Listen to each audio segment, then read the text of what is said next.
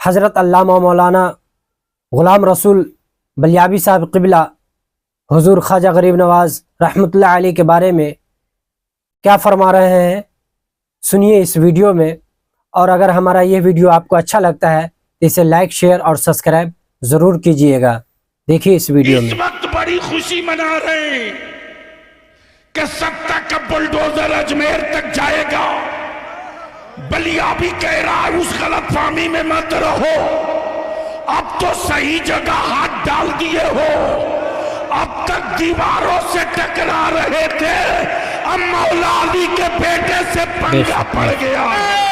और बलियाबी कहता है मत मेरे होठों पर उंगलियां रखो, वरना मैं वो पोल खोल दूंगा कि मेरी मस्जिदों के बुनियाद के नीचे शिवलिंग ढूंढने वालों, अगर मैंने ढूंढना शुरू कर दिया तो दूर दूर तक तुम भारत में कहीं नजर नहीं आओगे। पूछना चाहता हूं, अगर तुम ये कहते हो कि सबसे पुराने तुम हो तो बता दो जरा कि जब इतने पुराने तुम हो तो फिर हमारी मस्जिदों में तुम्हारे लोग पनाह क्यों लिए हुए थे?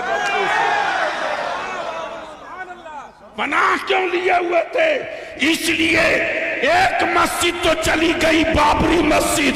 भारत में अब कोई दूसरी बाबरी मस्जिद बनाने की गलती करेगा तो याद रखो बलियाबी हुकूमत से लेकर उन गुंडों को भी कह रहा है, अब तक तारीख में एक करबला पड़ा गया था, भारत के हर गली में करबला नजर आएगा। सुभान अल्लाह, सुभान अल्लाह।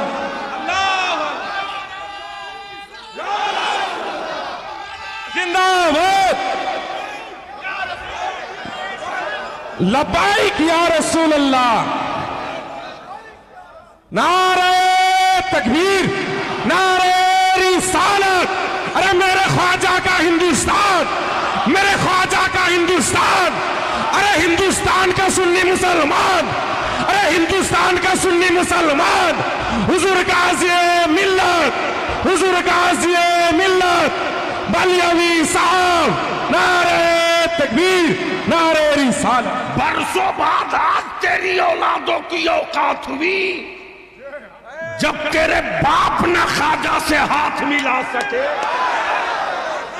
याद दिला दू, छठी का दूध याद आ जाएगा। लेकिन अगर चुप है तो बुज़दिल मत समझना, हम अमन पसंद हैं, अमन के झंडे को झुकने नहीं देंगे। हम फसादी नहीं है, हम अमन के अलमबरदार हैं। हमने औलादों को सब्र सिखाया है, हमने अपने बच्चों को शुक्र सिखाया है, हमने अपनी औलादों को मोहब्बत और मरुब्बत सिखाया है। और यही वजह है कि कुफ्र मुंह तकते रह गया, इस्लाम छप्परों में दाखिल हो गया। लेकिन याद रखना, मुट्ठी 12 लोग निकालो 1991 का वो कानून, निकालो 1947 का वो कानून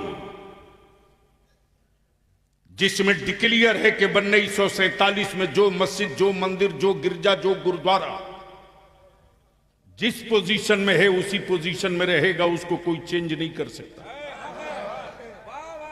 लेकिन ये सत्ता और हुकूमत के पाले हुए विदेशी गुंडे, अमेरिका और इस्राइल के दल्लों, भारत के लोगों को धर्म के नाम पे नहीं बांट सकते।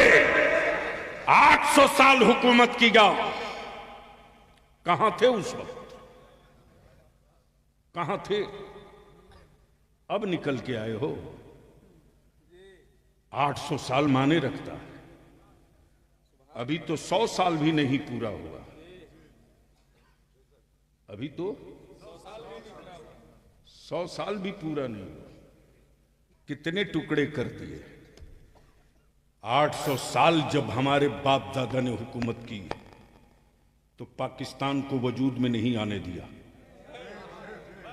बांग्लादेश को कहीं से निकलकर अलग नहीं होने दिया, पेशावर से आगे बढ़ तो तन्हा तन्हा भारत वो मुल्क था।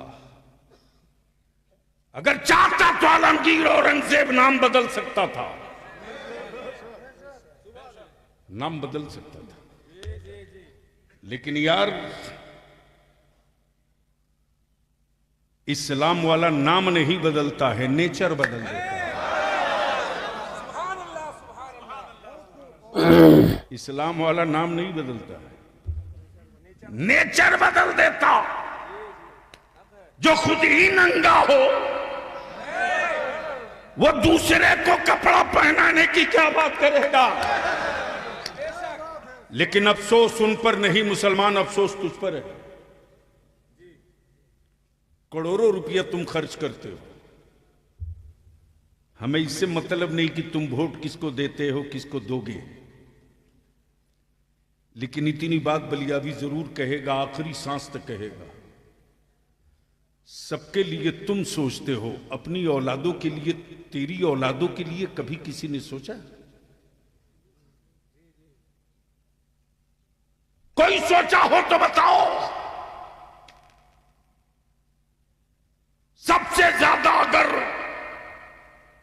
भारत में स्टेट में किसी की हुकूमत रही तो सेकुलर कहलाने वालों की। अगर इन सेकुलर पार्टियों के नेताओं के दिलों में बेईमानी नहीं होती तो आज ये बिला वजह के जो कुकुरमुत्ते पैदा हुए हैं ये शायद नहीं होते।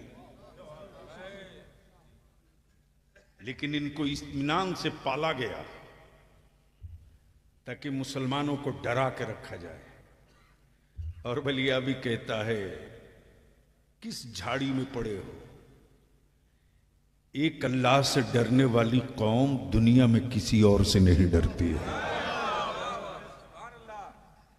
और डरेगा वो जिसे ना जाने क्या क्या बनने का डर हो।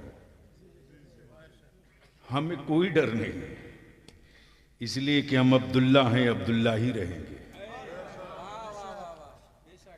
डर उसको है, डर उसको है जिसके यहां कोई महशर नहीं है। हमारे यहां महशर भी है, शफाअत भी मुस्तफा की है।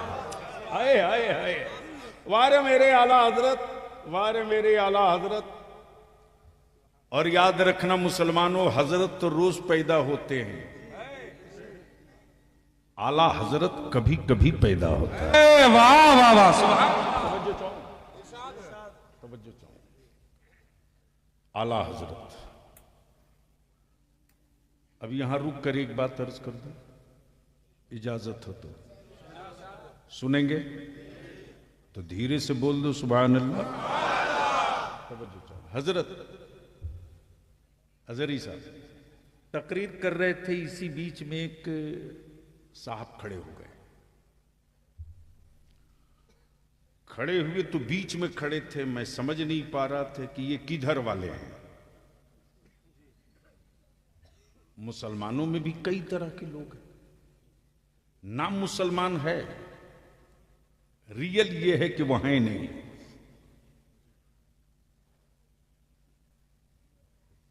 तो मैंने कहा बड़े साहब जरा बाहर निकल आइए। तो जैसे ही पैजामा पर नजर पड़ी तो मैं समझ गया ये किधर वाले।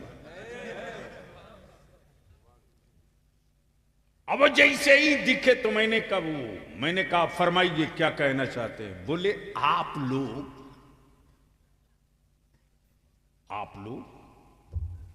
सिर्फ एक ही रसूल की बात करते हैं।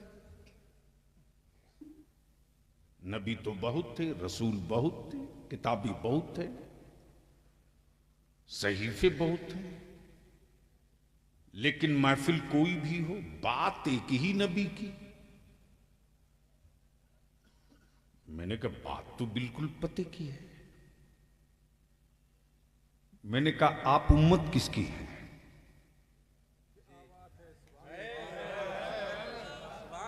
जोर से बोलो। बोले मोहम्मद रसूलुल्लाह की। मैंने कहा तो अब तो नारा तुझको लगा ही देना चाहिए, मैं उसी नबी की बात कर रहा हूं। वाह वाह, सुभान अल्लाह। अंदर का खोट और अंदर का पाप बाहर आ गया। बोला कि फातिहे की महफिल आपके यहां होती है। मैंने कहा आपके यहां नहीं होती। तो कोई जवाब ही नहीं दे रहा। मैंने कहा मेरे यहां एक फातिहा नहीं है, रोज फातिहा है। अमन नमाज बगैर फातिहे की नहीं है। जोर से, ओए जोर से सुभान अल्लाह। सूरे फातिहा पढ़ना ही पड़ेगा। जैसे ही मैंने कहा कि प्रॉब्लम बताइए बड़े साहब, दिक्कत क्या है एक ही नबी से? हमारा अकीदा और ईमान यही है कि वो अव्वल भी है आखिर भी है। तवज्जो चाहिए। वो बकिया जितने हैं सब बीच के, वो अव्वल भी है आखिर भी है। वो इब्तिदा भी है, वो इंतहा भी है।